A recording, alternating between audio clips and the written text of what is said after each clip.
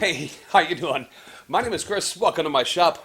I'm in the process, in case you can't tell, of making a box. And I'm not going to bore you with too much with how to make this box because, I mean, that's pretty basic stuff. But what I did need to do is I'm thinking I want to put like a raised panel top on this box. And I want to do it using this piece of oak that I have. This is poplar. I'm going to have it topped off with oak and a bottom with oak as well.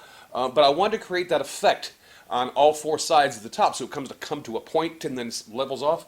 But I need to make a jig for it. So that's what we're going to be doing today. I'm going to be making a raised panel jig for your table saw.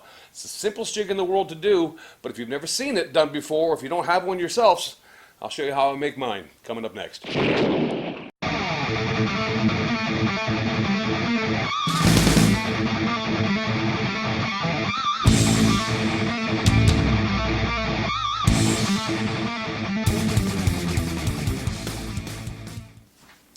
Let's start out with the materials you're going to want to have on hand. As you can see here, I've got just some 3/4 inch plywood that I'll be using, and this is beat up plywood that is just screaming to be made into a jig. I'm not worth anything else. Make a jig out of me. So that's what I'm going to do today. And it's just various pieces, and the sizes vary depending on the size of the raised panel you want to make. But what we're going to make today should accommodate most things. The first thing we're going to do is we're going to create a cradle to go around our fence, both on the side and across on the top.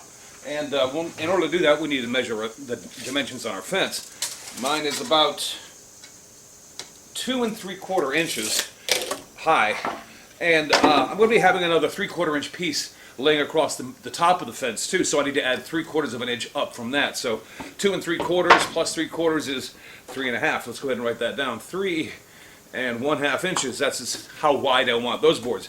I want to cut 2 of them, one to go on this side and one to go on that side. So let me go ahead and run this through the saw, get this set to 3.5 inches, and we'll go from there.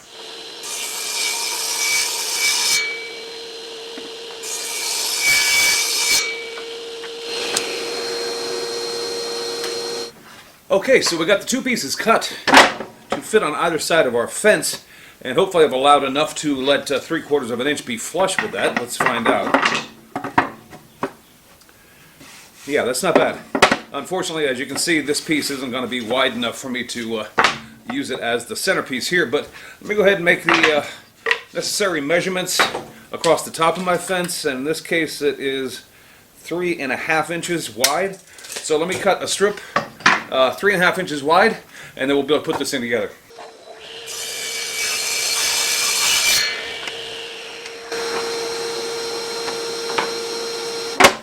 All right, let's see if we got a good fit here. Like I said, I'm only going to be using this jig once for today and for the one purpose, and so when I'm done with this, I'm not going to use it again. So I'm probably just going to screw it together. But let me go ahead and do that. But if you want to keep it, a little more permanent, then you want to add some glue to that joint if you want to. So let me get some screws run into this, and then we'll go take the next step. As you can see, I've got the holes pre-drilled and I've got the screws just basically inserted in here. But if I hold this really tight, it obviously doesn't slide as smoothly as I'd like it to. So what we need to do is put a gaffer in there, and that's why that little piece of cardboard comes in. We're just going to put that in between the fence and this piece here, and then we'll go ahead and screw it in. And once we've got it screwed down and screwed together, we'll remove that cardboard, and it should make it slide a lot easier than it does currently. So let me get that done. All right, let's take the clamps off, remove that cardboard, and see if we get better sliding action than we had. Let's move that out. Put it back in. There we go. That's not bad at all. All right. Okay, off camera I have made a few cuts. I cut this piece of scrap wood down to the equal length of our cradle here, because the next step is going to be I'm going to run about 3 screws into the side of this, ensuring that it's at a 90-degree angle into our cradle here that we have resting over our fence. Now once that is secured, I've cut this little piece as well. That's going to be secured to the back of this, also checking to make sure it's at 90 degrees to the table. And this is going to act as a stop block. Our stock is going to sit in here, it'll be butt up against this, and then this is how we'll be running it through the saw. So let me get this attached to the cradle that we have here. I'll get this attached to this piece, and then we'll be just about ready to rock and roll.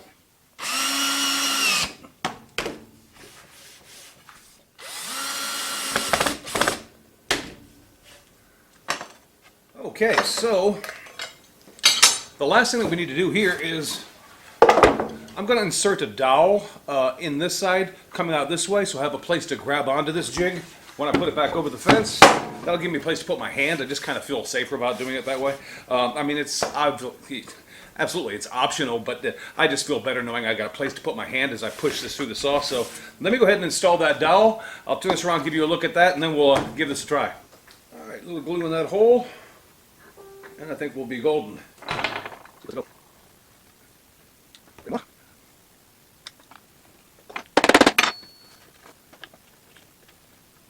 And there we go. Let that dry. Okay, while we wait for that dowel to dry, I wanted to point out something I almost did that I don't want you to make the same mistake on. When I was installing this stop block here to our fence, I screwed it in. I used a screw here, here, and here.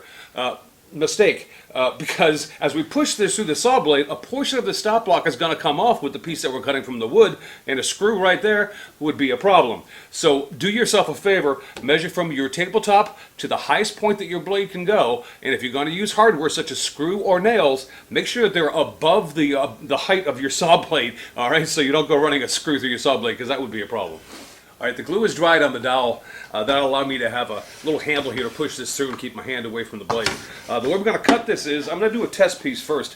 I've got a piece of 3/4 inch plywood here that I'll be putting in and using this just to test the angles and everything before I actually do the top of the box. Using some spring clamps, I'll just clamp that down and into place there.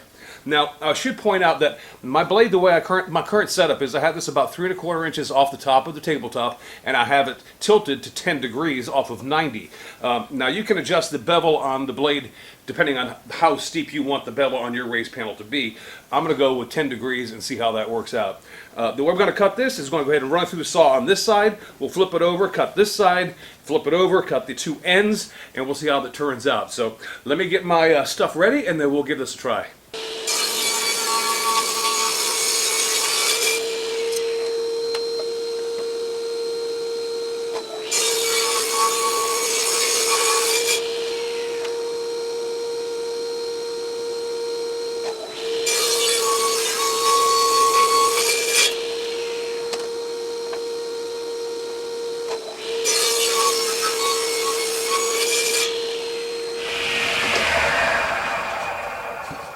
All right, raised panel on your table saw using this jig, and that's actually not a bad bevel. That's pretty much what I was looking for.